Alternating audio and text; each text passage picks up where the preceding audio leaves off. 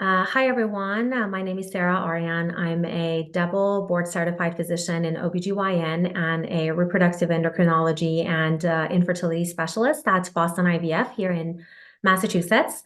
Thank you all for joining me this evening. I'm excited to be here. We are here in honor of National Infertility Awareness Week, and I'm here to educate on fertility, advocate, and promote knowledge of infertility, what I'm very passionate about, and empower you with knowledge and information about your reproductive health.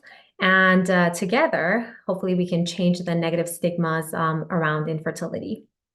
So over the past week, over the week of the National Infertility Awareness Week, our wonderful team at Boston IVF has been putting together educational series, seminars, and live Q&A sessions, including tonight, to help support people with infertility and our community, as well as to help educate, advocate, and improve access to care, and to protect reproductive care and to raise awareness about this important topic and condition. So join me tonight as I will be discussing uterine fibroids and how they relate to infertility. And please bring all of your questions. You can send me your questions and type your questions in the Q&A box, and I will go through your questions shortly. So before we go over all the questions and start the Q&A session, I would like to give you some information, some basic background information, provide an overview about uterine fibroids and what you should know. Infertility is a disease that is sadly impacting 1 out of 6 people and millions of people of reproductive age. And when we talk about the underlying causes of infertility, underlying etiologies, approximately 1/3 of infertility causes are female-related, 1/3 are attributed to male factors and male partners, and 1/3 can be caused by a combination of male and female factors, or sometimes can be unknown or unexplained. So among one of the most common causes of female infertility are structural and anatomical causes, including uterine fibroids. Uterine fibroids are also known as myomas or leiomyomas, and they're very common. They can occur in up to 75% of people of reproductive age with a uterus. These are benign overgrowths, benign tumors or overgrowths of the myometrium, or the muscle part, the muscular component of the uterus. What are some of the common symptoms of uterine fibroids? The symptoms of fibroids can vary. Sometimes they can be asymptomatic, but they can also impact your quality of life by causing severe issues and symptoms.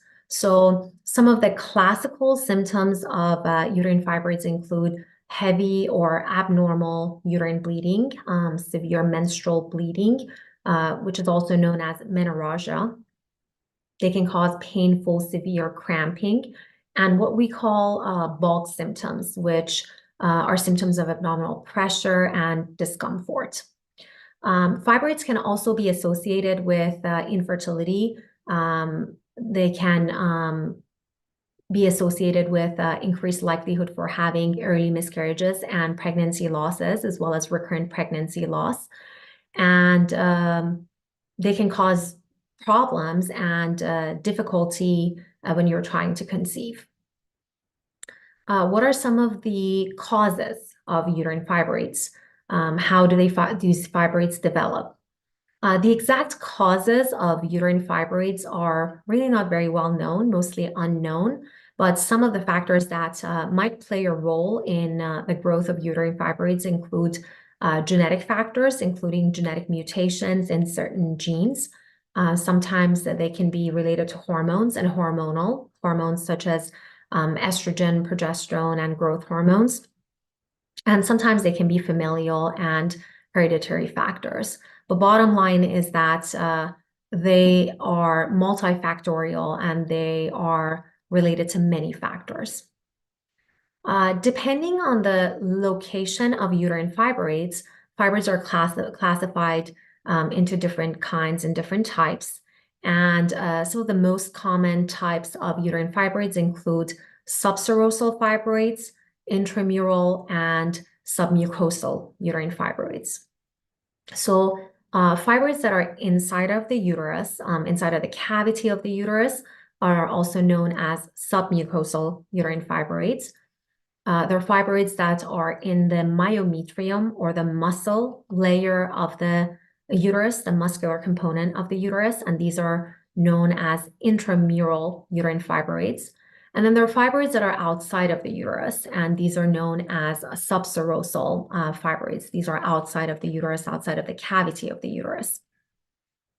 So when we see patients who are suspected to have uterine fibroids, there are different diagnostic techniques and ways of testing to diagnose and better characterize uterine fibroids. And some of these imaging studies include a pelvic ultrasound or a vaginal ultrasound, water sonogram or water ultrasound, also known as hydrosonogram or saline sonogram.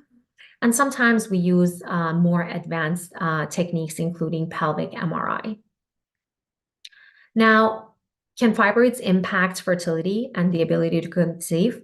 The answer is yes. Fibroids can impact fertility through different mechanisms. So fibroids can change normal uterine and pelvic anatomy, causing anatomical and structural distortion of the pelvic anatomy. They can cause blockage of a fallopian tube. They can also make it hard for the embryo to implant inside of the uterus. They can make the cavity of the uterus a suboptimal environment for implantation of an embryo. They can cause complications in pregnancy. Sometimes they grow in pregnancy. They can cause pain. They can go through changes, including degeneration. They can cause OB complications, including increased risk for having preterm birth, intrauterine growth restriction of the baby.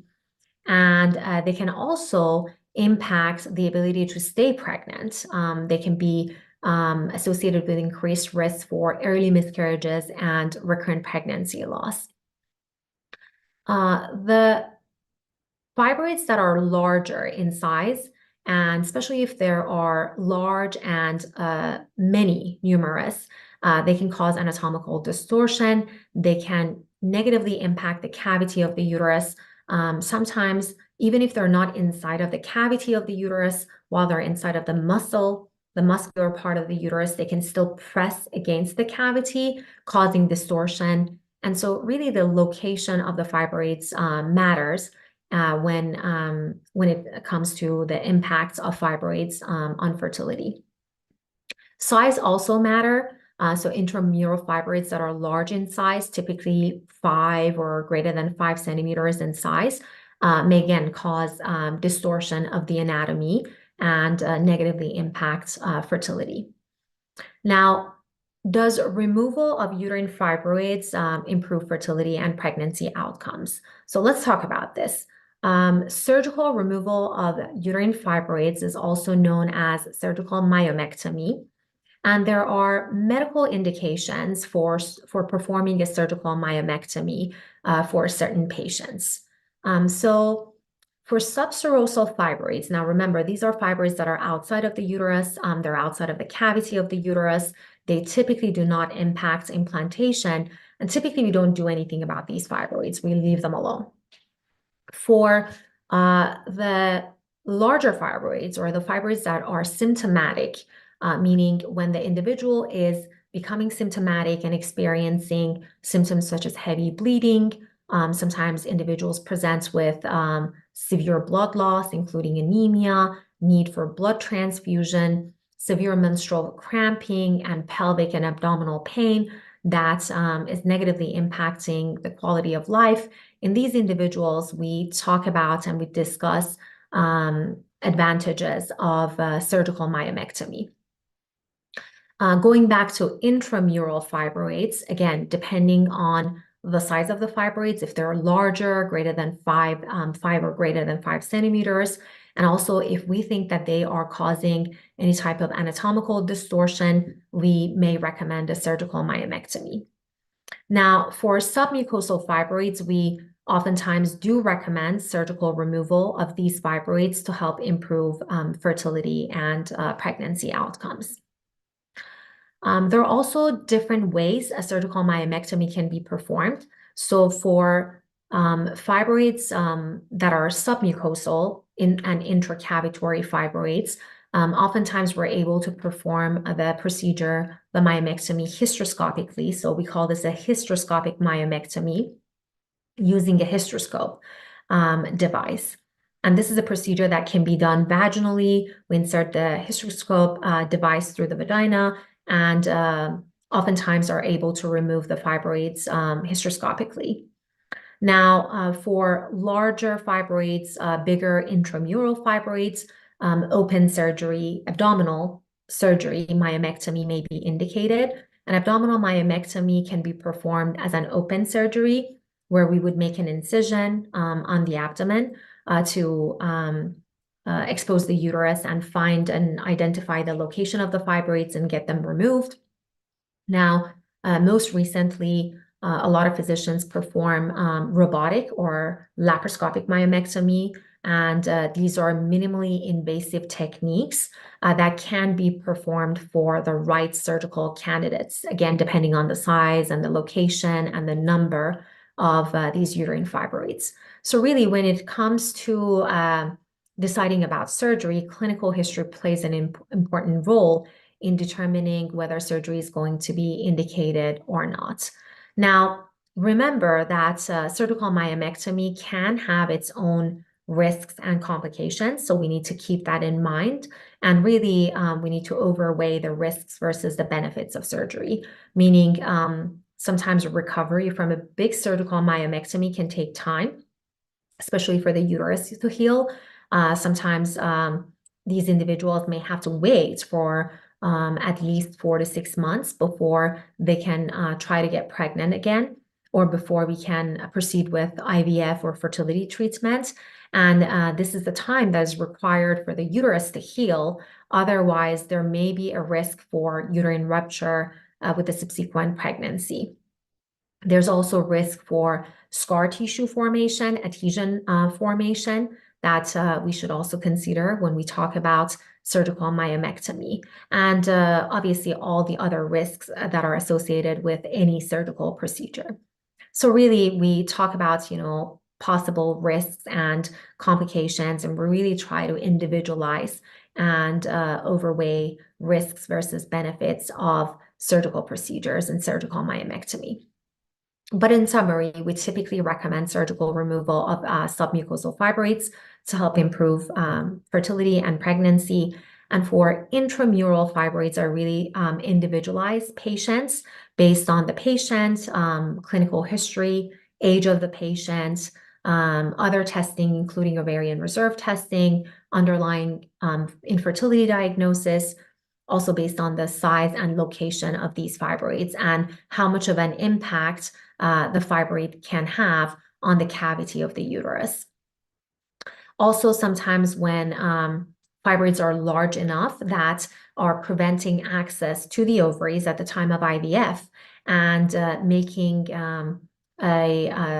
an egg retrieval procedure more difficult, then in these cases, we would need to consider surgical removal of the fibroids before proceeding with IVF in order to help improve access to the ovaries at the time of egg extraction or egg retrieval. Now, there are also medical management options, so medications that are available for uterine fibroids, mainly for symptomatic management of uterine fibroids, and these are mainly hormonal medications, and these are, for the most part, contraindicated in our patient population in patients who are actively trying to conceive. So to summarize, before starting our Q&A session, if you have uterine fibroids, please know that you're not alone. This is a very common condition, and please seek help from a fertility specialist to see what your options are. So with that, I am going to now go over the questions that I have received. So starting with these questions. First question, what is the difference between a fibroid and a cyst? Do both impact fertility? So a fibroid, as I mentioned, is a benign overgrowth of the uterus, of the muscle, the muscular part or the muscle of the uterus. And as I mentioned, it can impact fertility.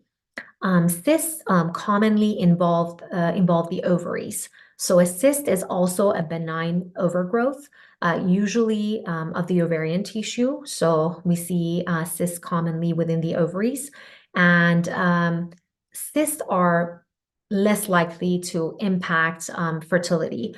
Usually, a lot of ovarian cysts are simple cysts.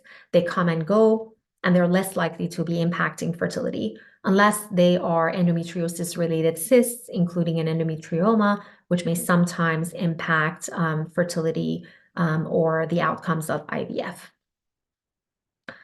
So the second question that I got, what is a hysteroscopy? Is it surgical? Is it safe? Will I feel pain? So again, as I explained, hysteroscopy or hysteroscopic myomectomy is one way of performing a surgical myomectomy.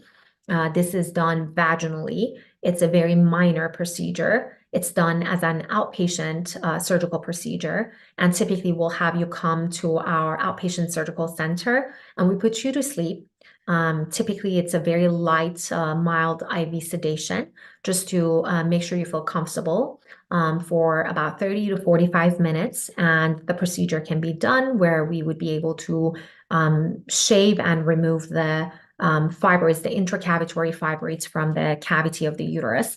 So oftentimes you're not going to feel any pain during the procedure, and really minimal pain and cramping after the procedure, and recovery is usually pretty quick. What will be your advice? This is my next question. What will be your advice between a surgery and an embolization? Why? And how soon to wait after one of these procedures to do IVF. So embolization, uterine artery embolization is a minimally invasive type of procedure that can be performed for certain types of fibroids and also a certain patient population. Typically, we do not recommend this procedure for our fertility patient population, people who are going to be trying to conceive. Because this procedure has its own risks. Sometimes, there could be a potential for harm to the ovaries and compromising the ovarian blood supply. And in general, we do not recommend uterine artery embolization for people who are going to be trying to conceive or undergoing fertility treatment, because it can also impact the environment of the uterus and the endometrial cavity and can negatively impact implantation of an embryo. So there's another question. These are great questions. Keep them coming. Does a polyp in the cervix reduce the chances of pregnancy, and would a hysterosonogram, or I guess they mean a hysteroscopy, remove it? So cervical polyps, also common, benign lesions. Typically, a small cervical polyp does not impact fertility. Sometimes polyps are associated with bleeding, intermenstrual bleeding, bleeding in between cycles, or postcoital bleeding, bleeding after sex. And if it becomes symptomatic, it can easily be removed. If it's small, it can be removed in the office without need for any additional procedures or a hysteroscopy. Love, you're my MD. It's great to watch this video before meeting you. Thank you so much. I'm very, very excited to meet you, and hopefully we'll be able to help. Next question, how long after fibroid surgery can I start IVF? I think I mentioned about this briefly in my talk earlier. So if it's a major surgical myomectomy, whether it's done laparoscopically, minimally invasive, or an open abdominal myomectomy, we would want you to wait for, so the data is really mixed. Actually, we were just discussing about this yesterday after a surgical myomectomy case that I performed, and the data is really mixed. but typically most data and most evidence recommend waiting on average of about 4 to 6 months, sometimes even longer, for the uterus to completely heal before you can proceed with IVF, or before putting an embryo back, before transferring an embryo. No, now, sometimes we would do IVF, we can freeze embryos and then proceed with surgery, let you have some healing time and recovery before we can go back and transfer and put back an embryo. Is natural birth possible after a surgical myomectomy? That's another great question.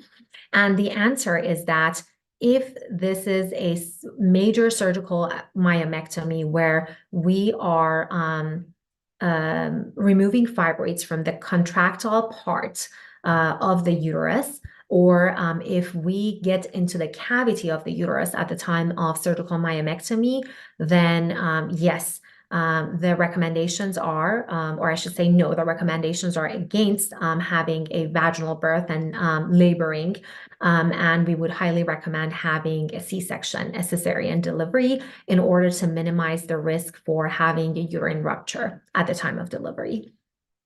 Really appreciate this. Of course, do fibroids affect egg quality? That's a great question. Not necessarily. We don't think fibroids. So fibroids, again, overgrowth of the muscle part of the uterus. Egg quality really has to do with your age, which is the most important factor determining the success of IVF fertility treatment, and just in general, the ability to conceive. That is the most important factor that can impact the quality of your eggs. So fibroids, a uterine fibroid by itself may not necessarily impact egg quality. How common is it for a fibroid to shrink or go away on its own? Well, I mean, again, typically the ones that are large are less likely to go away on their own. Now, fibroids are hormone dependent. So as long as your ovaries, for individuals who have ovaries, as long as the ovaries are secreting hormones, then these fibroids can continue to grow. And really, once you reach menopause and once the ovaries stop secreting hormones, that's when we can see some shrinkage of uterine fibroids. Outside of menopause, they can continue to grow. If they're already bigger, the chances that they are going to shrink on their own are going to be lower. Just wondering if I can carry a baby while having fibroids. Yes, absolutely. There are many people out there who may have uterine fibroids, may be completely asymptomatic. We may not know about these fibroids, and sometimes they're found incidentally at the time of pregnancy ultrasounds. And again, there are many people who are able to conceive and get pregnant while having these uterine fibroids, and they continue to do well. Sometimes the fibroids remain completely stable without any changes during pregnancy, and many of these people are able to still have a vaginal delivery as long as these fibroids are small and not obstructing the way. Another question is, anything that you would suggest for prolonged periods due to fibroids? I'm trying to conceive and would not prefer going on birth control. So really, again, limited options when it comes to medical management, as I mentioned, and as you have mentioned here, we're trying to avoid hormones. There's a medication called tranexamic acid, and that's an oral medication. Obviously, you need to talk to your physician. It's a prescribed medication that has to be prescribed by your physician if they think that you may benefit from this medication. And it can be taken just short term for a short period of time. It's usually taken within the first few days of your menstrual cycles to help minimize the amount of bleeding. Other options are mainly hormonal, again, not options that we would be using or prescribing when you are trying to conceive and trying to get pregnant. So best is to get those evaluated to find out what exactly is going on, and is the abnormal bleeding also impacting your ovulation or not? What is the difference between a polyp and a fibroid? Are polyps just as impactful to fertility? That's a great question. So polyps are benign overgrowth, growths of the lining of the uterus, so the endometrial lining of the uterus. And these are also benign. They're very, very common. And polyps have been also shown to negatively impact implantation of an embryo. And if the embryo does implant, because these polyps do not have adequate blood supply and blood perfusion, this can impact blood perfusion to the embryo, and they can be associated with increased risk for recurrent pregnancy loss and early miscarriages. So we oftentimes do recommend a polypectomy, which can also be done hysteroscopically through the vagina. This can be done as an in-office polypectomy, hysteroscopic polypectomy, or can be performed in the operating room. And we actually offer both services here at Boston IVF. Does a fibroid need to be a certain size to be removed? I think I also mentioned about this. So again, the data is really mixed, and we have to take into account several other factors, including the location, as well as the type of the fibroids. But when talking about an intramural fibroid, most data have shown that fibroids that are 5 centimeters or greater in size, those are the ones that can negatively distort and impact the anatomy of the pelvic cavity, and those are the ones that are recommended to be removed. But again, we individualize based on many other factors. And can fertility medications cause fibroid growth? That's a great question. So medications that we use mainly for IVF, these are hormonal shots, injections, and we know that fibroids are sensitive to hormones. And for the most part, we're not super concerned about growth of the fibroids as a result of taking these medications, because you would be taking these medications, either shots, injectables for IVF, or oral fertility medications for a very short period of time. Most of these hormones are they don't have a very long half-life. They don't stay in your system for a very long period of time. And so fibroids are not going to be exposed to these hormones for a very long period of time. So we're not typically concerned about growth of uterine fibroids while you're going through fertility treatment or an IVF cycle. Aside from the effects of fibroids and potentially affecting the physiology of the uterus, does submucosal or intramural can cause any local inflammation that would prevent embryo implantation? Yes, they can. And that is one of the other thoughts, or one of the other hypotheses, that, with the submucosal fibroids, as well as the intramural ones that are pressing against the cavity, sometimes they can, especially the submucosal ones, sometimes they can cause local inflammatory changes that can make the cavity of the uterus a suboptimal environment for embryo implantation. Can you get pregnant naturally after having an IUI? Okay, this is another question not related to fibroids, but just a general question. Yes, there's always a likelihood for pregnancy after fertility treatment, whether it's IUI or even IVF. Likely less likely if you have required to undergo fertility treatments. The chances are that you are going to likely need it again for future pregnancies, but it can certainly happen. How are fibroids diagnosed? So we typically start with a vaginal pelvic ultrasound. We investigate the anatomy of the uterus, and if they are large enough, we can identify them based on an ultrasound. And then we can also order some more specific diagnostic testing and imaging studies. So a hydrosonogram can be performed to visualize the impacts of the fibroids on the uterine cavity, and if they are causing any cavity distortion.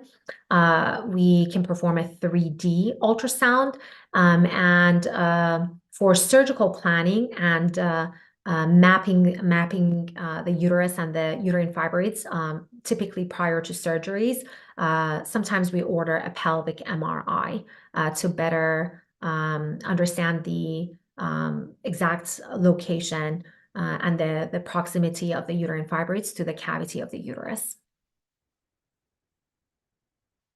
How would, I went too far in advance. think I may have missed a question. So there's another question that I got. So how long after childbirth can I go back to IVF treatment? So again, another general question, not necessarily related to fibroids. So this all depends on many factors, obviously your age, underlying diagnosis, as well as the type of delivery, whether it's a vaginal delivery or a C-section. So after a vaginal delivery, typically we recommend at least 6 months or so for the uterus to completely heal. And then typically we recommend anywhere between 12 months or even longer after a C-section before you can restart the process of fertility treatment and IVF. It also depends on if you're breastfeeding or not, because most of the medications that we use, the injections that we use for IVF are contraindicated in breastfeeding. So we would want you to stop breastfeeding prior to pursuing IVF treatment and fertility treatments.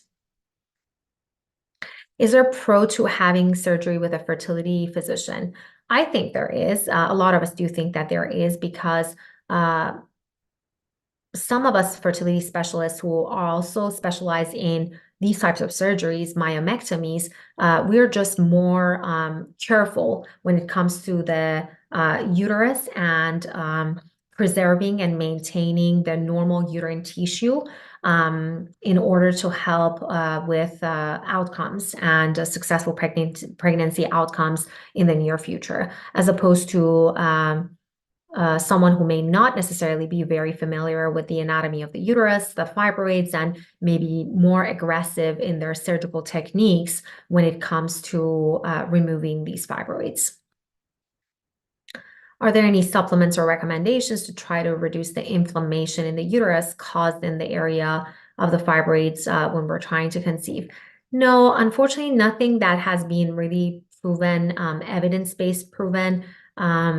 There are some studies that have been looking at the use of vitamin D and some of these natural vitamins and supplements in order to help medically manage uterine fibroids. But overall, the data is very mixed, and nothing really standard of care that we would suggest to go take and can help with reducing the inflammation or shrinking the size of these uterine fibroids, unfortunately. Are fibroids genetic? My mom has them, and so do I. Yes, they can be genetic related, related to genetic mutations, as well as hereditary and familial. Can you speak about pedunculated fibroids? So these are fibroids that usually have like a stalk, and they're kind of hanging off from the uterus, and typically they are outside of the cavity of the uterus.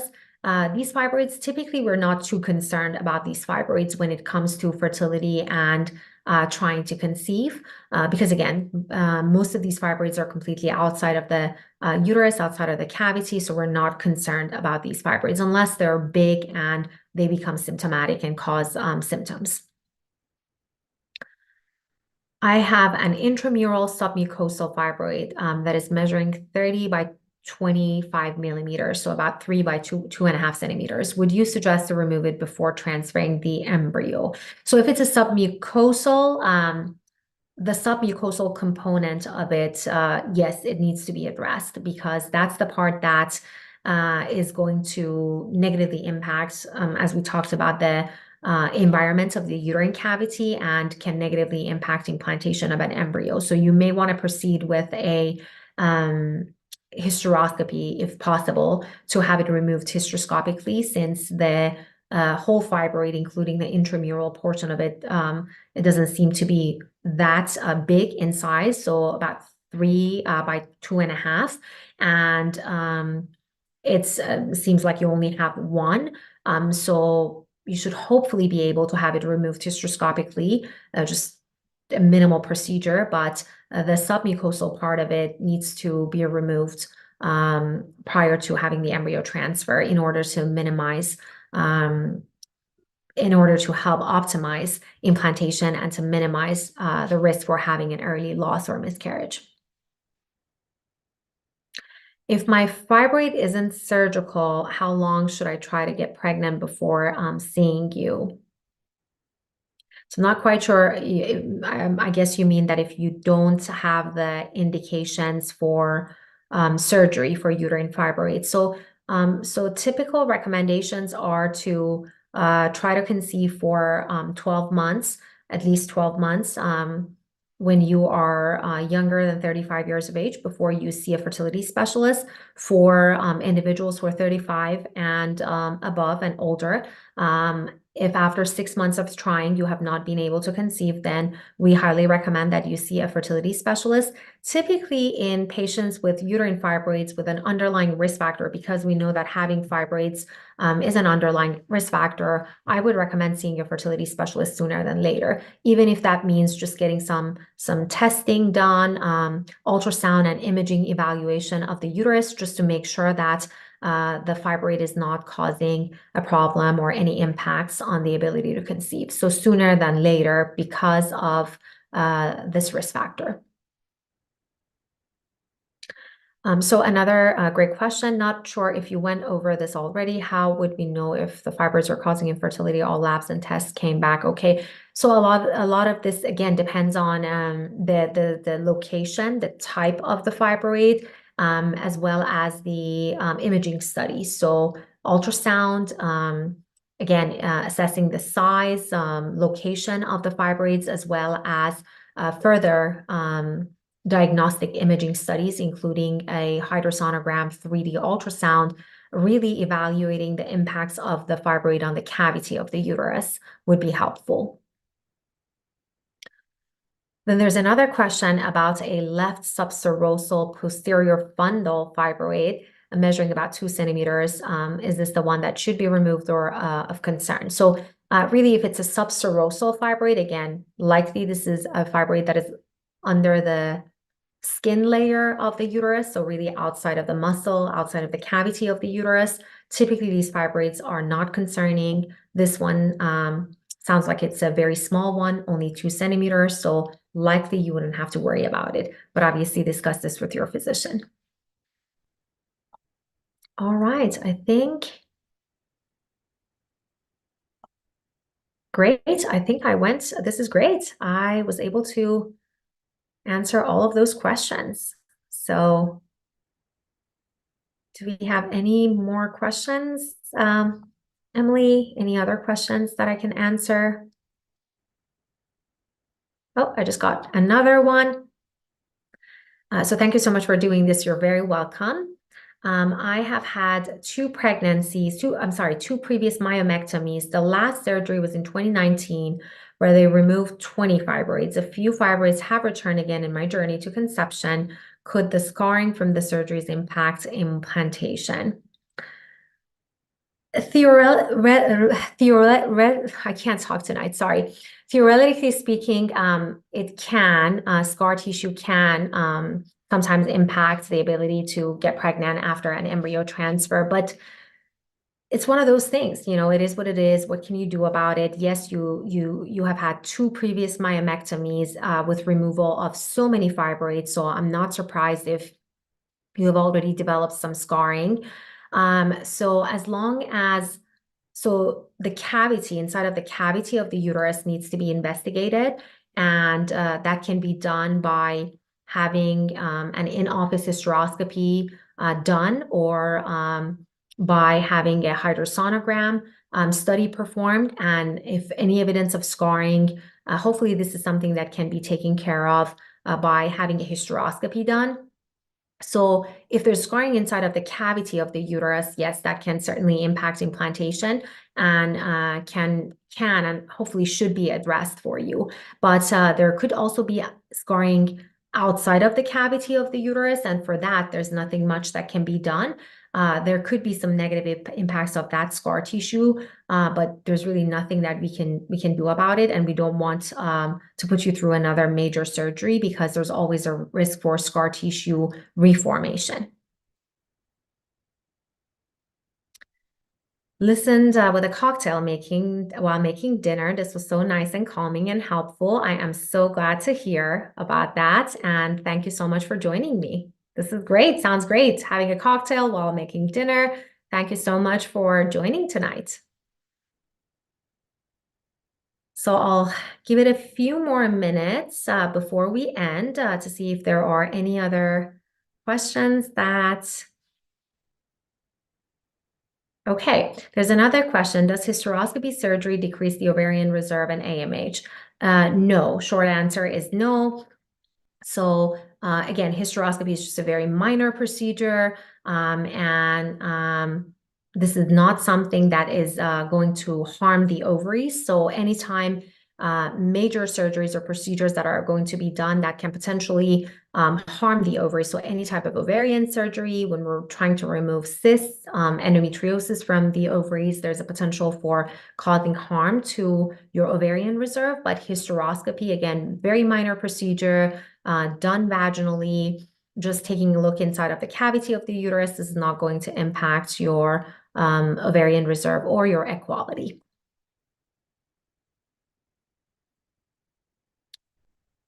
I think this is great. I was able to, I think, answer pretty much all of these questions. So thank you so much for joining me tonight. Again, please reach out with any additional questions. And our team of fertility experts here at Boston IVF are here to help you throughout your fertility journey. So please do not hesitate to reach out. Best of luck to you all who are trying to conceive and undergoing any fertility treatment.